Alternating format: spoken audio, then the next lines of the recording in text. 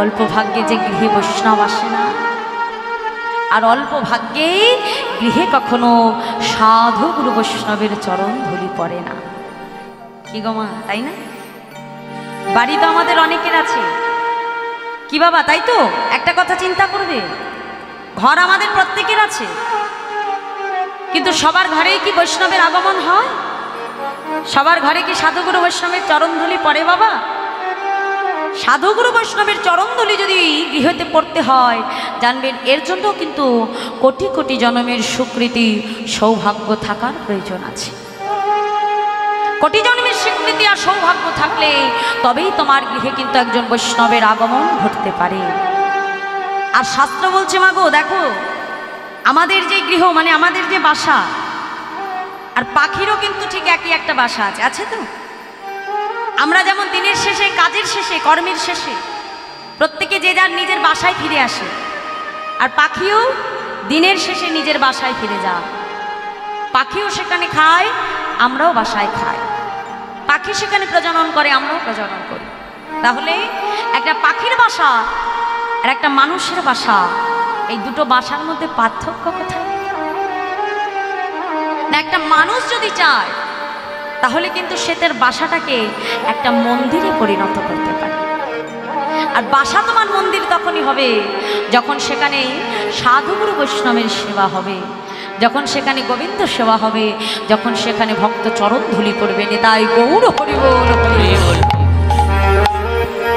আর যেই গৃহে সদা সর্বদা হরিনাম সংকীর্তন হয় সেটা কিন্তু বাসা থাকে না মা, সেটা বাসা থেকেই মন্দিরে রূপান্তরিত হয়ে যায়।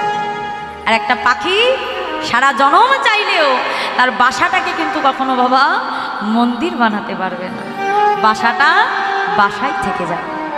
কি তাই তো? তার সেখানে কখনো হরিনাম হবে না। কিন্তু আমরা চাইলে আমাদের এই ছোট্ট বাসাটিকে গোবিন্দর জন্য আমরা মন্দির তৈরি করতে পারি। তাই আজকে হারাই পণ্ডিত পদ্মাকে ডেকে বলছে, পদ্মা শোনো পদ্মা, অপদ্মা, অল্প ভাগ্যে তো গৃহে বৈষ্ণব আসে, অনেক ভাগ্যের ফলে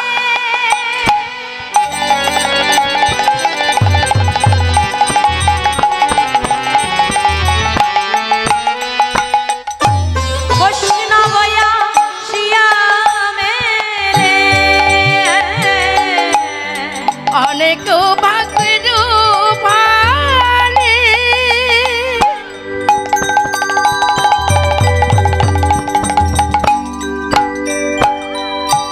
বৈষ্ণবয়া শিয়া মেলে। শোনো পদ্মা, বৈষ্ণব শিবার, বৈষ্ণব শিবার পর আয়োজন, বৈষ্ণব সেবার কর আয়োজন। তুমি বৈষ্ণব শিবার, হরি বল, বৈষ্ণব শিবার পর আয়োজন, তুমি বৈষ্ণব সেবার, বৈষ্ণব সেবার করো আয়োজন। না দিয়ে বৈষ্ণব সেবা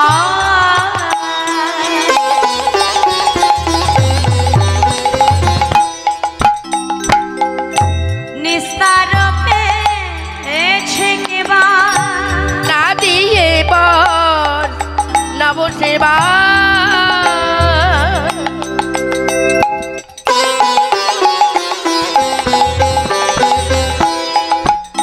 আর নিস্তার পেয়েছে কেবা।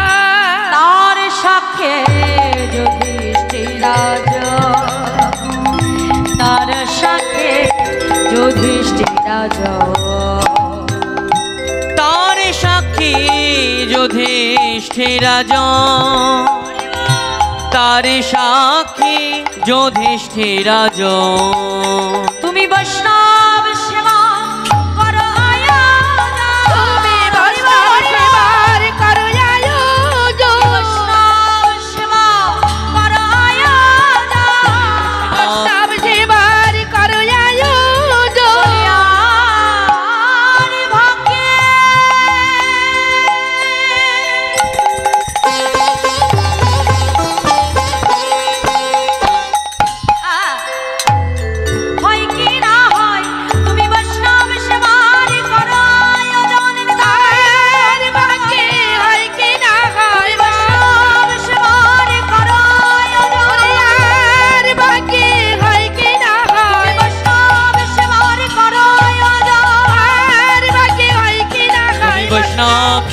করো আয়োজন।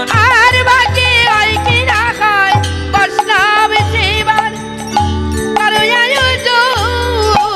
বৈষ্ণব সেবার করো আয়োজন। আর বৈষ্ণব সেবার করো আয়োজন। জয় রাধে জয় রাধে। বলছি বৈষ্ণব সেবার করো আয়োজন। ও মায়েরা, বৈষ্ণব কিন্তু আমাদের যে কোনো মুহূর্তে যার তার ঘরেই আসতে পারে, তাই না বাবা? আমরা কেউ জানি না যে আমাদের গৃহে কখন বৈষ্ণবের কৃপা হবে, কিন্তু একটা কথা এখানে বসে শুনে নিন, বৈষ্ণব যদি কখনো ঘরে আসে, যেমন তেমন করে কিন্তু বৈষ্ণবকে সেবা দেওয়া যায় না। বৈষ্ণবকে সেবা দিতে গেলেও কিন্তু কিছু নিয়ম কানুন আছে। বললেন যে তার সাক্ষী যুধিষ্ঠির রাজন। এই বৈষ্ণব সেবার সাক্ষী ছিলেন কি? ধর্মরাজ যুধিষ্ঠির। মায়েরা, এই যুধিষ্ঠির একবার একটি রাজস্বাহী যজ্ঞ করেছিলেন। এই রাজস্বাহী যজ্ঞে যুধিষ্ঠির বৈষ্ণব সেবারও আয়োজন করেছিলেন। ভগবানে তিনি নিজে এই রাজস্বাহী যজ্ঞের দুটো দায়িত্ব নিয়েছেন।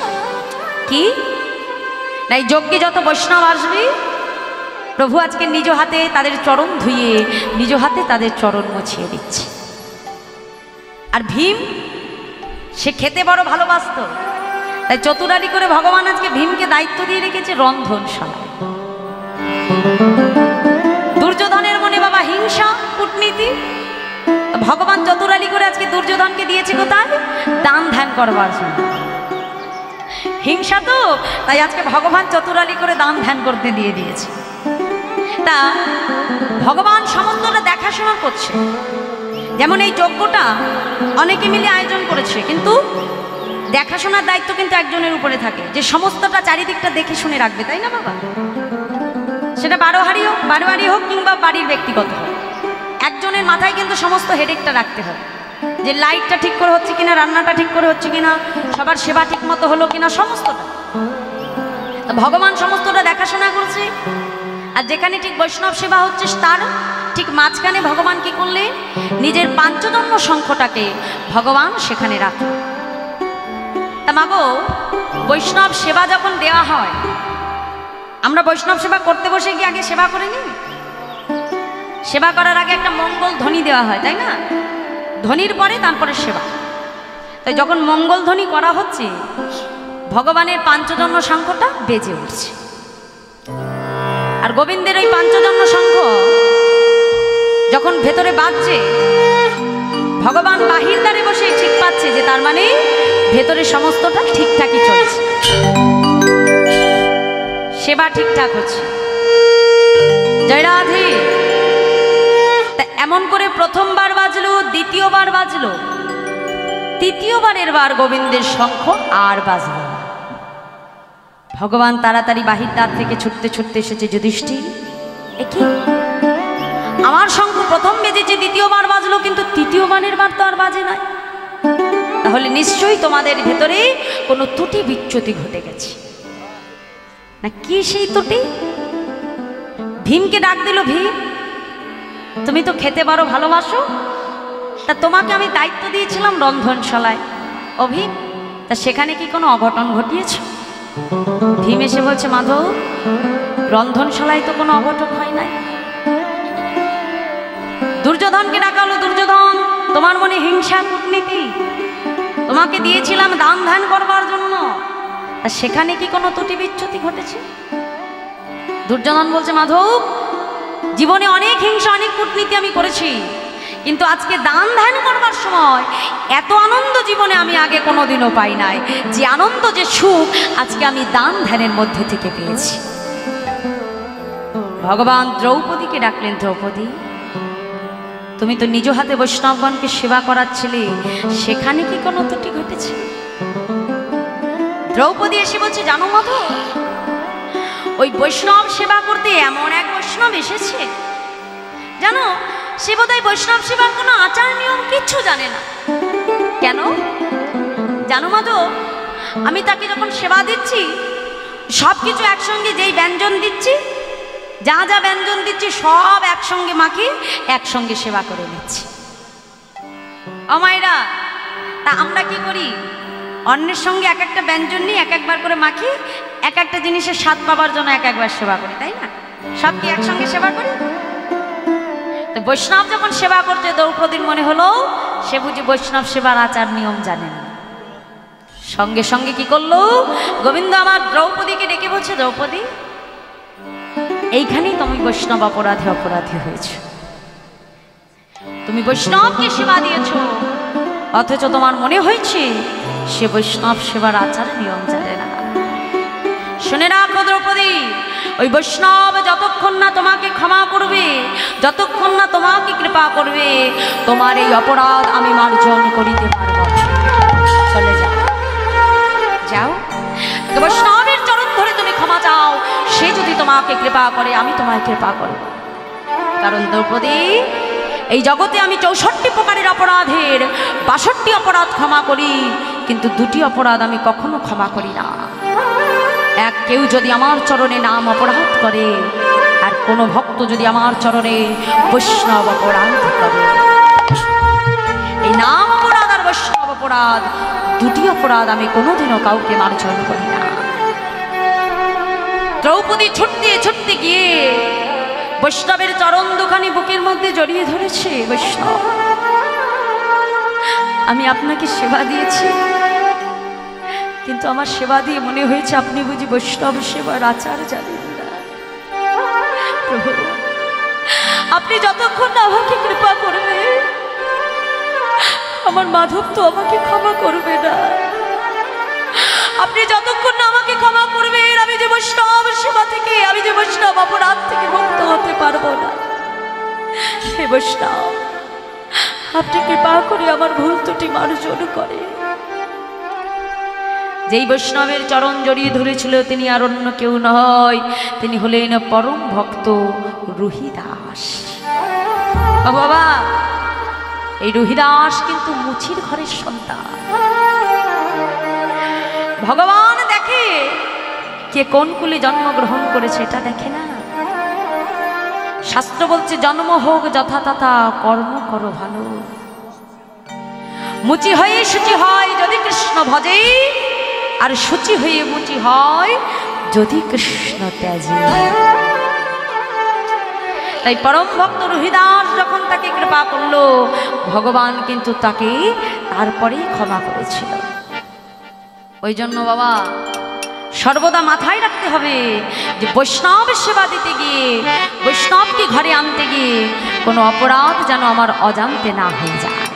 খুব সাবধান, কারণ বৈষ্ণব অপরাধ আর নাম অপরাধ, এই অপরাধ কিন্তু ভগবান কখনো ক্ষমা করে না। তাই মহাজন বললেন যে তার সাক্ষী যুধিষ্ঠির রাজন, এই সমস্ত ঘটনার একজন সাক্ষী ছিলেন, তিনি হলেন ধর্মরাজ যুধিষ্ঠির। তাই আজ মাগো, তাদের সামর্থ্য বেশি ছিল না, যেটুকু সামর্থ্য সেই মতো রন্ধন করেই সন্ন্যাসী ঠাকুরের সেবার ব্যবস্থা করলেন। ঠাকুর সেবা করে মাকে ডেকে বলছে, মা, আমা, আমার তো সেবা হয়েছে, যাও তোমরা দুজনে আমার সেবা করে নাও। ঠাকুর, 7 নয় 5 নয় আমার একমাত্র পুত্র কুবের, ওই যে প্রভাতে উঠে বনে খেলতে গেছে, এখনো সন্তান ফেরেনি। বলো, সন্তানকে ছেড়ে পিতামাতা কখনো সেবা করতে পারে? মায়ের কথা শেষ হতে না হতেই ছোট্ট কুবের আমার বন থেকে সীতারাম সীতারাম গাইতে গাইতে বনপথ ধরে কুবের ঘরে ফিরে আসছে।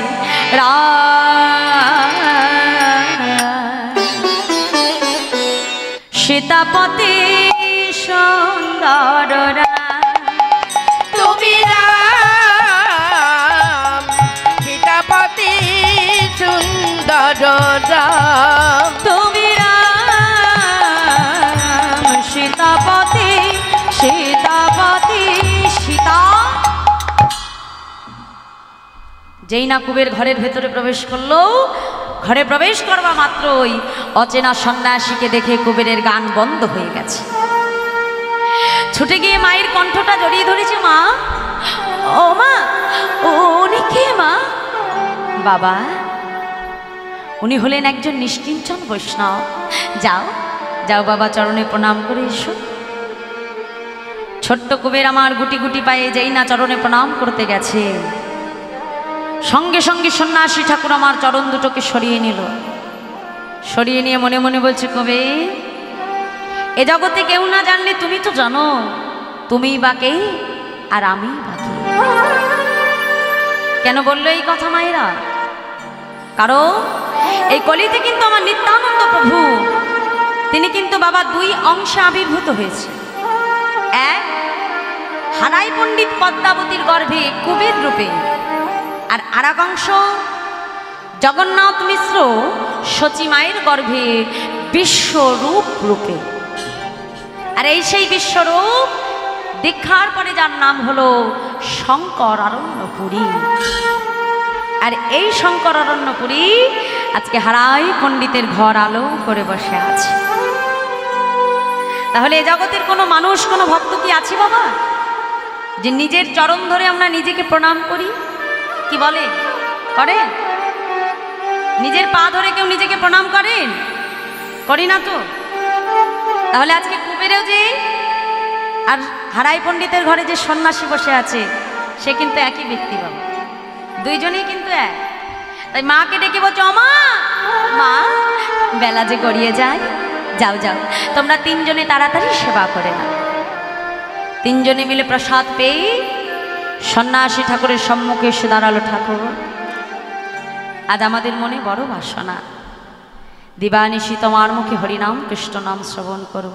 ঠাকুর, আজ অনেক ভাগ্যের ফলে তোমাকে ঘরে পেয়েছি, তাই আমাদের মনে বড় বাসনা সারা নিশি তোমার মুখে আমরা হরিনাম কৃষ্ণ কথা শ্রবণ করব। তাই আজ সন্ন্যাসী কি করলেন, তিনজনকে সম্মুখে বসিয়ে আজ প্রভাতকালে ঠাকুর আমার গাইতে আরম্ভ করলেন। তিনজনকে সম্মুখে বসিয়ে ঠাকুর গাইছে, বলছে যে কেশব মাধব হে গিরিধারী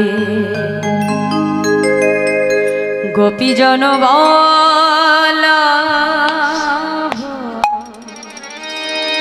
মুকুন্দ মুরারি কেশব মাধব হে গিরিধারী গোপীজন বল্লভ মুকুন্দ মুরারি। আর কেশব মাধব হে গিরিধারী গোপীজন বল্লভ মুকুন্দ মুরারি। শ্রী রাধাকে বামেল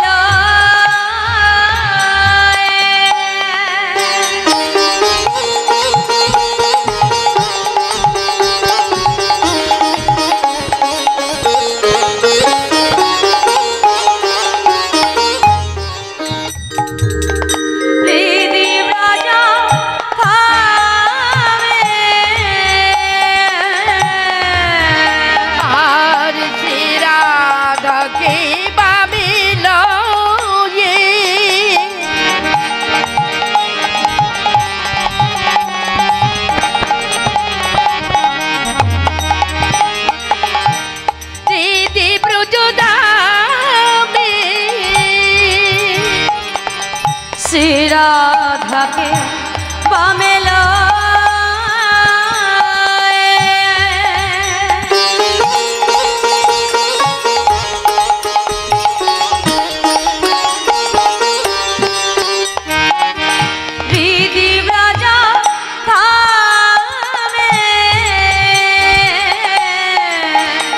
আর শ্রী রাধাকে বামিল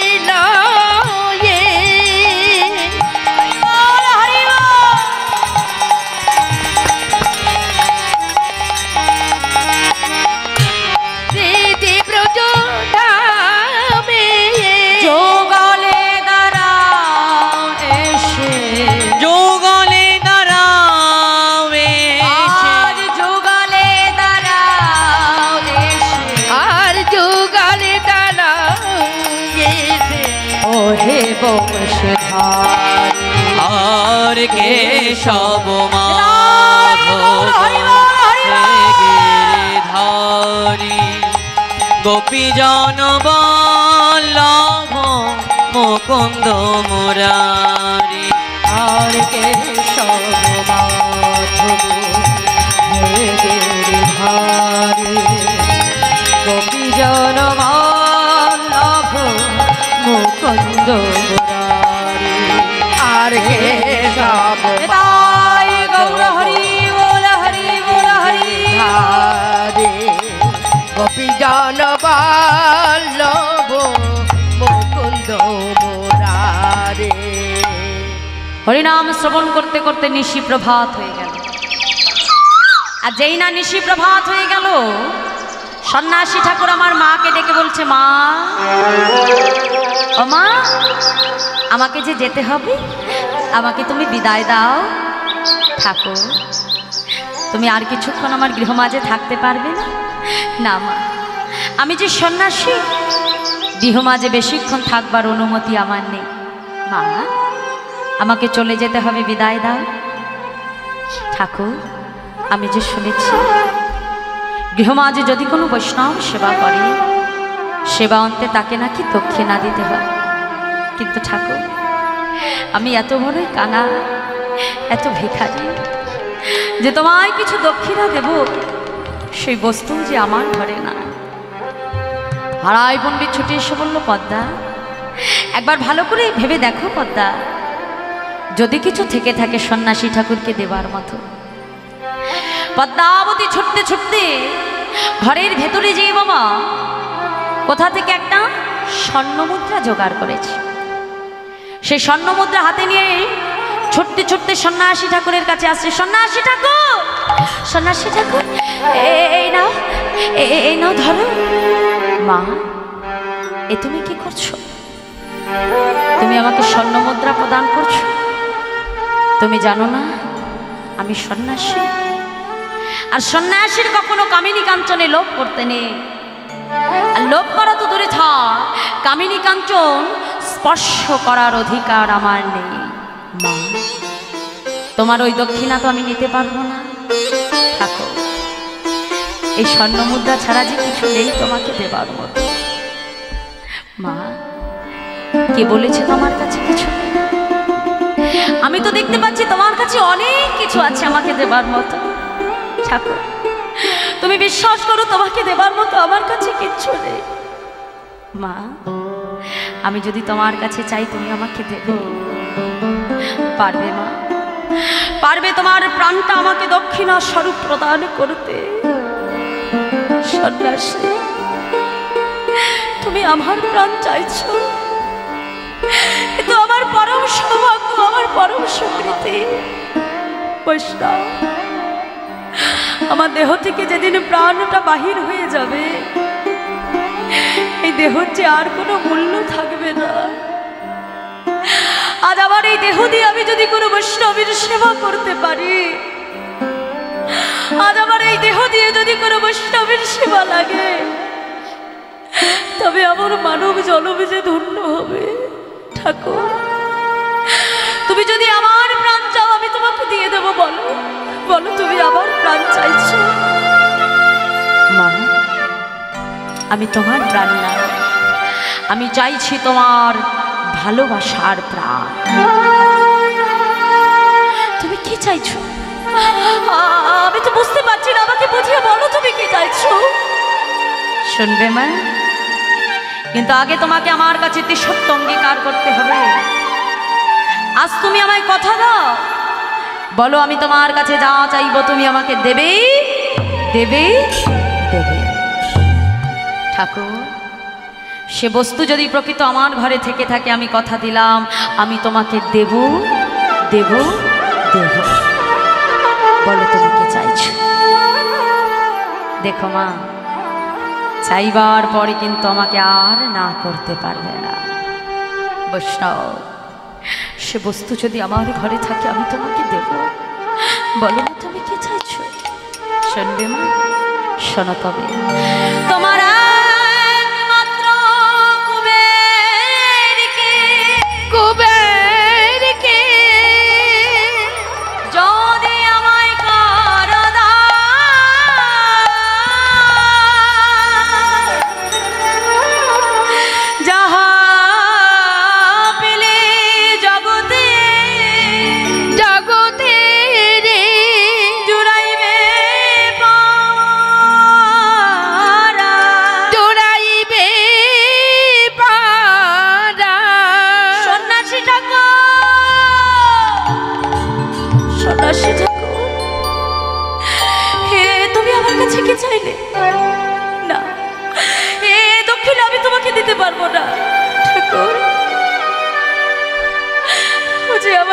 একমাত্র নয়নের মনে, যে আমার মা বলো একমাত্র ধন, আমার পুত্রকে আমি দিতে পারবো না ঠাকুর, তুমি আমার কাছে অন্য কিছু চাও। মা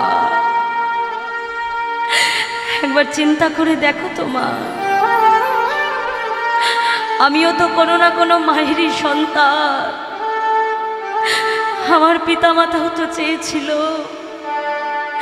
তাদের প্রয়োজনে আমাকে বড় করে তুলতে, কিন্তু বলতে পারো আমি তো আমার সেই পিতামাতাকে কাঁদিয়ে এই বিশ্ববাসীর মঙ্গলের জন্য জননীর মতো ঘর ছেড়ে বাহিরে হয়েছি। মা, আর যদি তুমি তোমার পুত্রকে না দাও, এই জগৎবাসী যে উদ্ধার হবে না, এই জগৎবাসী যে আমি উদ্ধার করতে পারবো না গো মা। হারাই পণ্ডিত ছুটে এসে বলল, পদ্মা জানো পদ্মা, আমার ওই কুবের যেদিন জন্মগ্রহণ করেছে, আমি আমার কুবেরের কুষ্টি বিচার করে দেখেছি পদ্মা, আমার কুবের যে শুধু তোমার আর আমার জন্য আসেনি গো, আমার কুবের যে এসেছে এই জগৎবাসীর মঙ্গলের জন্য। পদ্মা, আজ কুবেরকে যে তোমায় দিতেই হবে পদ্মা।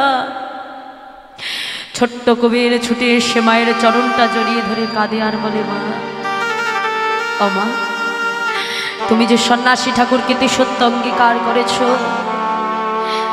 তুমি যে বলেছো সে তোমার কাছে যা চাইবে তুমি তাকে তাই দেবে।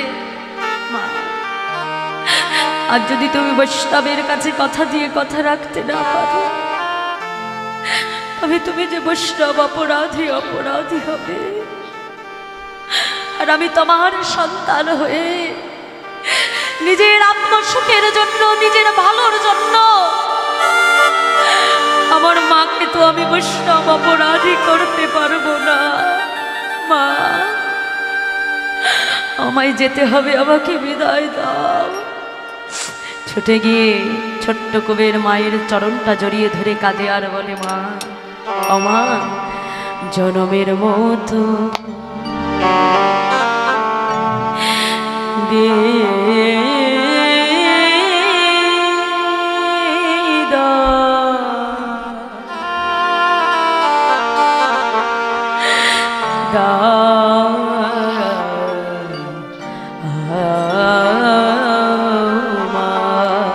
জন্মের মতো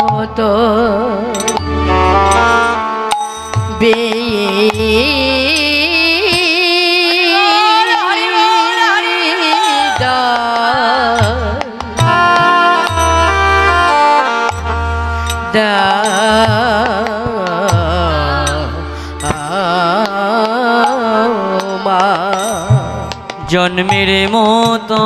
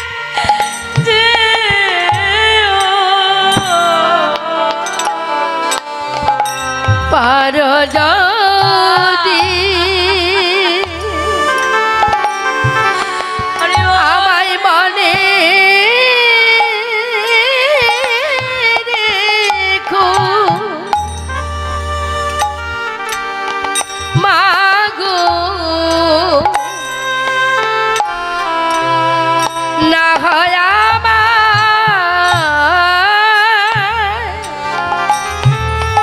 না হয় আমায় বলে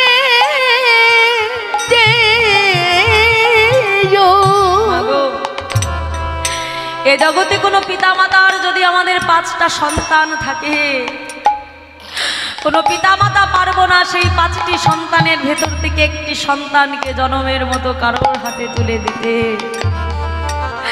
আজকে মাতা পদ্মাবতীর নয়নের মণি, তার মা বলা একমাত্র ধন সেই ছোট্ট কুবের মায়ের চরণ খানা জড়িয়ে ধরে বলে, মাগো মা পরজ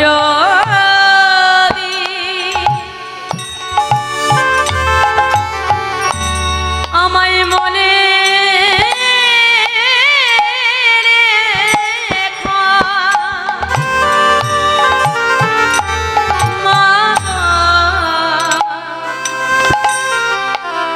না হয়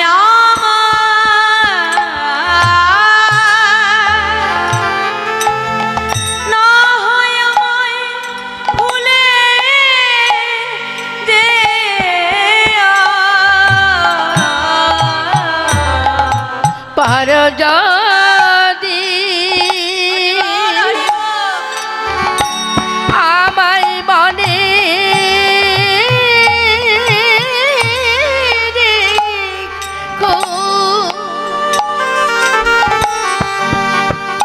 মাগো না হয়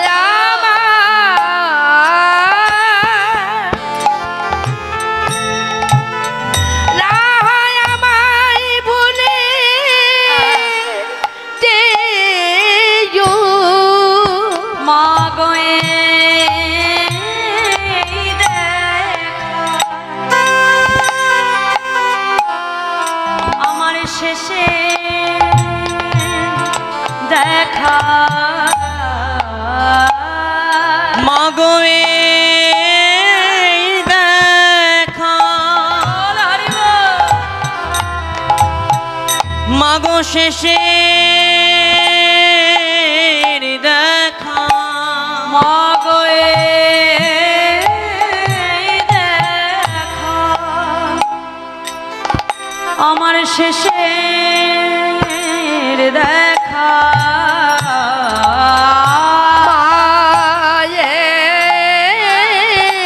দেখা মাগো শেষের দেখা গয়ার দেখা হবে না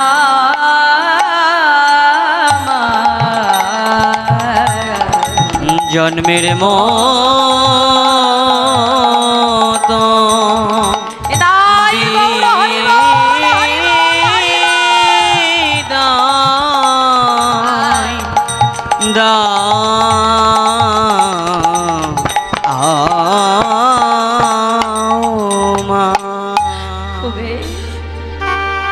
তুই যখন বনের মাঝে খেলতে যাস,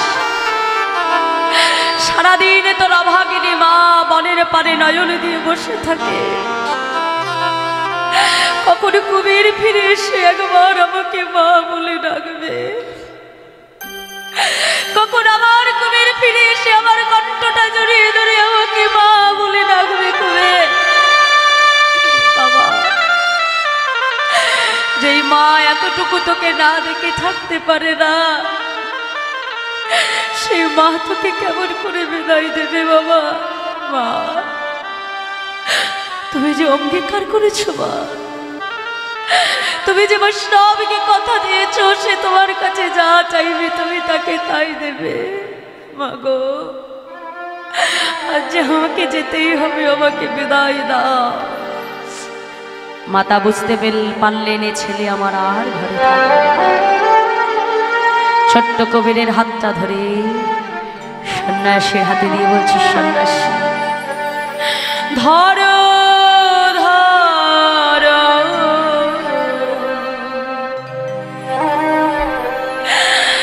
হে সন্ন্যাসী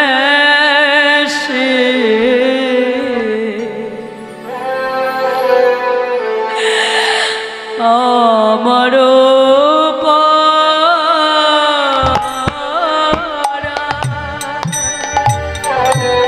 আর ধরো ধরো এ সন্ন্যাসী আমার পারা ধরো ধরো হে সন্ন্যাসী আমার পারা।